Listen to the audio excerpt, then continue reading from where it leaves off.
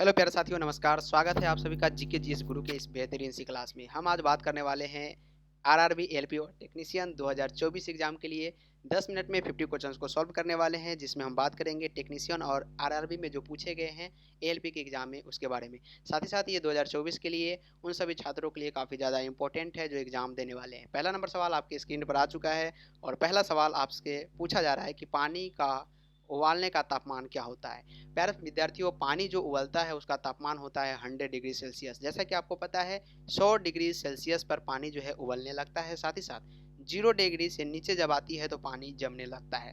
तो option number यहाँ पे बी जो होगा इस प्रश्न का 100% राइट आंसर होगा। ये जो है 2018 के शिफ्ट 1 में पूछा गया सवाल है, याद रखिएगा। जी हाँ, 2018 के एएलपी के शिफ्ट 1 में पूछा गया क्वेश्चन है। वह ग्रह कौन सा है जो सूर्य के चारों ओर सबसे धीमी गति से घूमता है। प्यारे विद्यार्थियों, सूर्य की चारों ओर सबसे धीमी गति से कौन सा ग्रह घूमता है, ये क्वेश्चन आपसे पूछे जा रहे हैं। तो फटाफट से बताने का प्रयास कीजिएगा। सभी का आंसर कमेंट बॉक्स में आना चाहिए। सभी का आंसर मैं यहाँ पे सीन कर रहा हूँ। वो कौन सा ऐसा ग्रह है जो सूर्य को चारों तरफ से धीमी गति से घूमता है, तो वो जो है बिल्कुल यहाँ पे शनि है, याद रखिएगा। Option number C is the right answer. Next question की ओर हम लोग बढ़ते हैं। तो हवा में मुख्यतः कौन सा गैस प्रमुख होता है। ऑक्सीजन, नाइट्रोजन, कार्बन डाइऑक्साइड या आर्गन।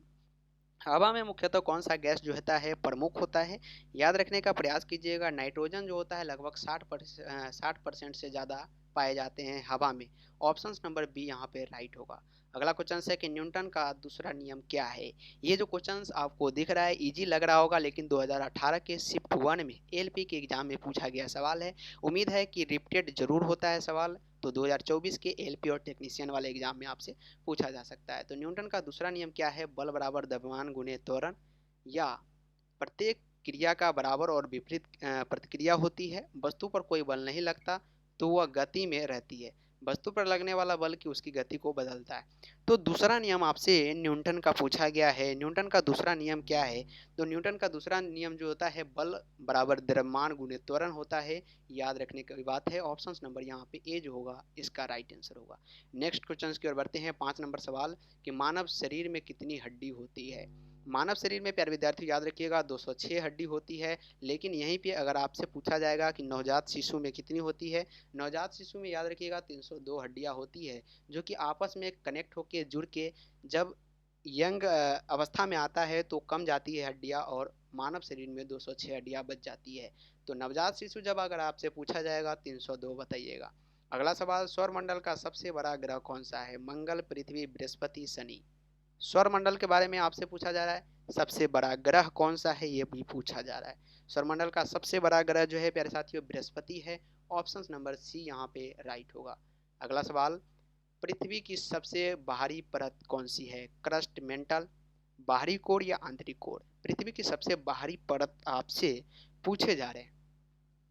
सभी का आंसर कमेंट बॉक्स में आना चाहिए और फटाफट से जीके जीएस गुरु चैनल को सब्सक्राइब करें, लाइक करें और वीडियो को सभी भाई बहन दोस्तों के पास शेयर कर दें। तो पृथ्वी की सबसे बाहरी परत की बात हम लोग कर रहे थे। क्रस्ट जो होती है ये सबसे बाहरी परत होती है, यानी ऑप्शन ए जो होगा इस प्रश्न का राइट होगा। ध्वनि की गति किस माध्यम में सबसे तेज होती है। गैस, तरल, ठोस, निर्वात। ध्वनि की गति जो होती है किस माध्यम में सबसे तेज होती है, आपसे ये पूछे जा रहे हैं। तो ध्वनि की गति ठोस में जो होती है सबसे तेज होती है, याद रखिएगा। और प्रकाश की गति सबसे तेज जो होती है वो निर्वात में होती है। निर्वात क्या होता है, जहाँ पर वायु का भी कोई जगह नहीं होता उसको भी निर्वात कहते हैं, याद रखने की बात है। अगला सवाल की ओर हम लोग बढ़ते हैं। 9 नंबर की अल्बर्ट आइंस्टाइन ने कौन सा प्रसिद्ध सिद्धांत प्रस्तुत किया।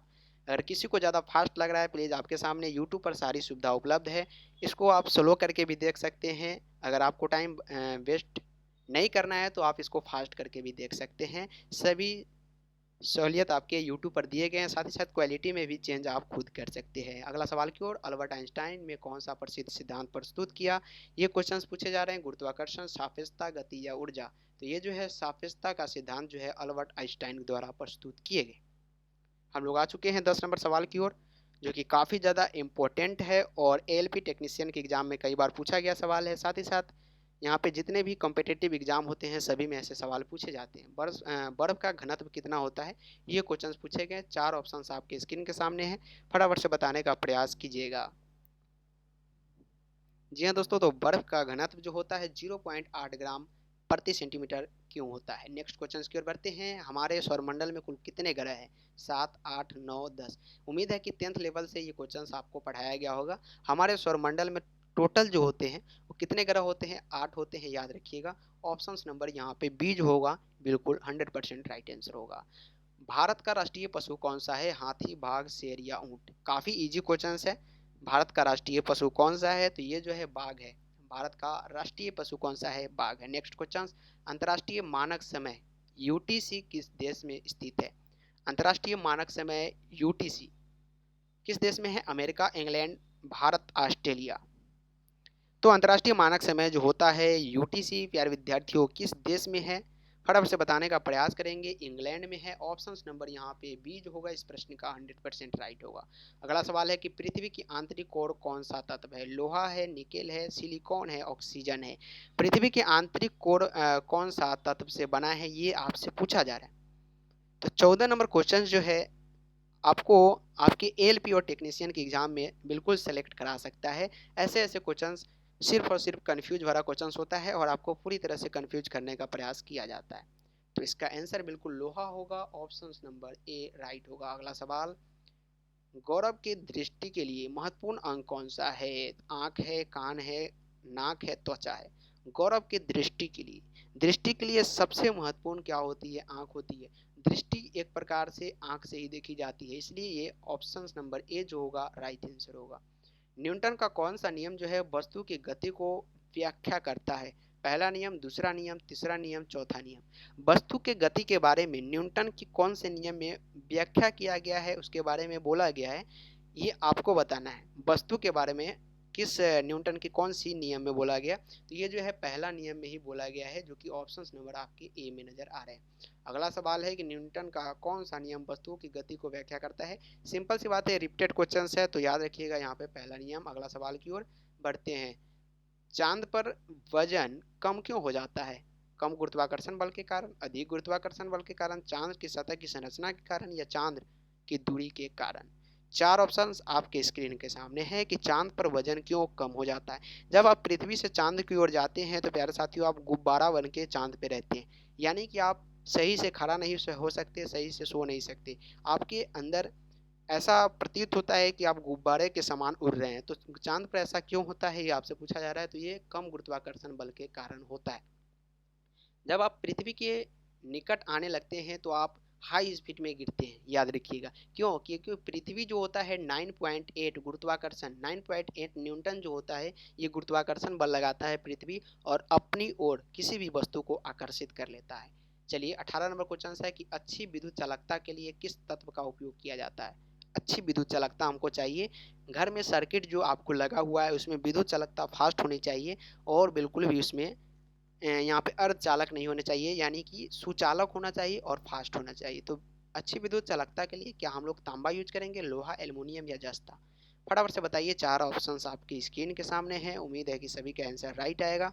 तो बिल्कुल हम लोग तांबा का यूज करते हैं। जैसा कि आपको पता है कि आपके घर में भी वायर का यूज हो रहा होगा, वो भी शायद तांबा का ही होगा। संसार की सबसे लंबी नदी कौन सी है? गंगा, नील, अमेजन या यांगत्से? हम आपको बता दें भारत से बहने वाली सबसे लंबी नदी के बारे में अगर बात किया जाएगा तो गंगा जो है भारत से निकलने वाली सबसे लंबी नदी है। लेकिन यहाँ पे आपसे बात किया है संसार में सबसे बड़ी लंबी नदी। संसार में जो है नील नदी जो है सबसे बड़ी लंबी नदी के नाम से जानी जाती है। चलिए, भूकंप की तीव्रता को मापने के लिए कौन सा यंत्र प्रयोग किया जाता है? थर्मोमीटर, बारोमीटर, सिस्मोग्राफ या हाइड्रोमीटर? भूकंप की तीव्रता को हमको मापना है कि कितने डिग्री से आई थी भूकंप, तो इसको हम लोग किस यंत्र से माप सकते हैं? तो सिस्मोग्राफ से हम लोग इसको माप सकते हैं। अगला सवाल है कि सौर ऊर्जा का मुख्य स्रोत कौन सा है? सूर्य, चांद, पृथ्वी, तारे? सौर ऊर्जा का मुख्य स्रोत जो है फिर विद्यार्थियों कौन सा है? तो ये एक प्रकार का सूर्य है, जो कि ऑप्शन नंबर आपके ए में नजर आ रहा है। सौर ऊर्जा का मुख्य स्रोत है, याद रखिएगा। पुराने जमाने में जो है खाना इसी से बनाया जाता था, सौर ऊर्जा से। नील हरित शैवाल जो होते हैं ये भी सौर ऊर्जा से ही खाना बनाते थे। तो ऑप्शन नंबर यहाँ पे ए राइट होगा। मूलधन और ब्याज की राशि को जोड़ने वाला सूत्र क्या है? सरल ब्याज, संपूर्ण ब्याज, चक्रवृद्धि ब्याज, साधारण ब्याज?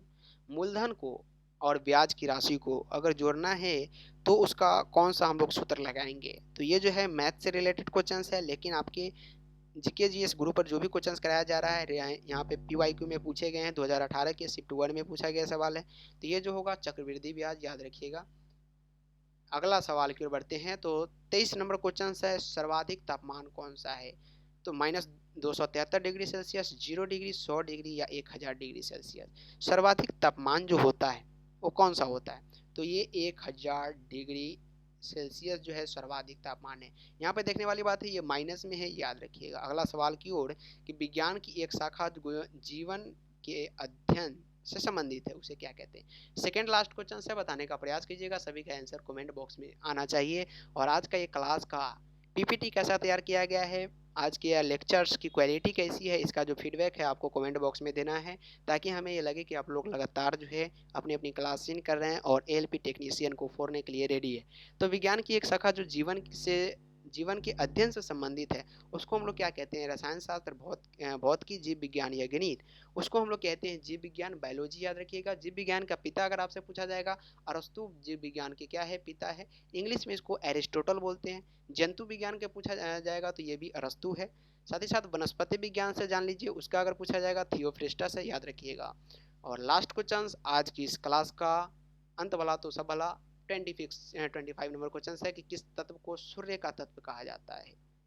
सूर्य का तत्व जो है हाइड्रोजन को कहा जाता है। ये हमें लग रहा है कि कई बार ये क्वेश्चन आपको कराया गया है, क्योंकि ज़्यादा इंपॉर्टेंट है। पीवाईक्यू में जब आ चुका है तो आपसे भी 2024 में निश्चित रूप से पूछा जा सकता है। उम्मीद है कि सभी क्वेश्चन आपको पसंद आया होगा। आज का पीपीटी, आज का लेक्चर्स भी काफ़ी अच्छी लगी है तो अपना अपना कमेंट बॉक्स में राय देंगे। साथ ही साथ चैनल को सब्सक्राइब करके वीडियो को लाइक करें और शेयर कर दें। आज के लिए इतना ही। जय हिंद एंड जय Bharat. Bye bye and take care.